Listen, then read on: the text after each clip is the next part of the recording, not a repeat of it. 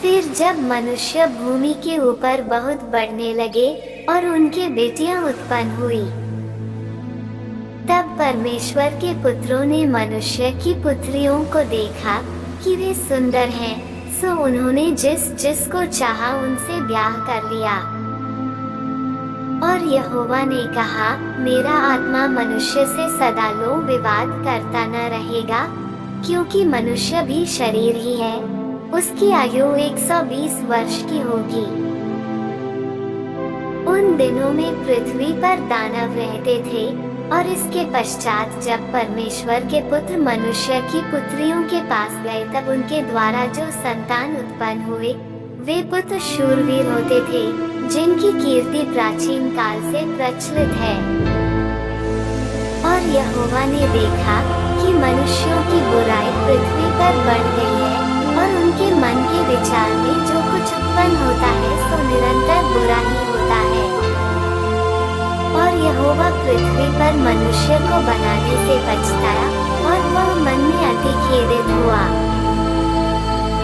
तब यहोवा ने सोचा कि मैं मनुष्य को जिसकी मैंने सृष्टि की है पृथ्वी के ऊपर से मिटा दूंगा, क्या मनुष्य, क्या पशु, क्या रेंगने वाले जंतु, क्या आकाश के पक्षी, सबको मिटा दूंगा, क्योंकि मैं उनके बनाने से पछताता हूँ। परंतु यहोवा के अनुग्रह की दृष्टि नूह पर बनी रही। नूह की वंशावली यह है।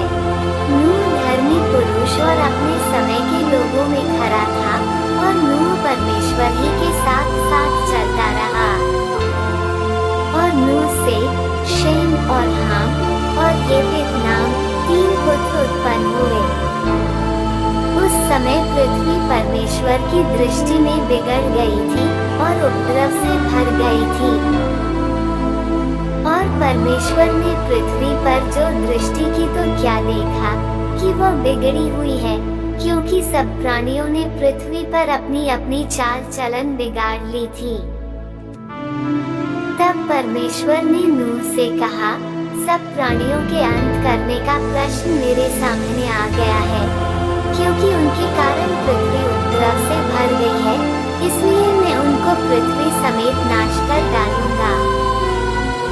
इसलिए तू बोपेर वृक्ष की लकड़ी का एक जहाज बना दे, उसमें कोठरियां बनाना और भीतर बाहर उस पर राल लगाना, और इस ढंग से उसको बनाना, जहाज की लंबाई 300 हाथ, चौड़ाई 50 हाथ और ऊंचाई 30 हाथ की हो।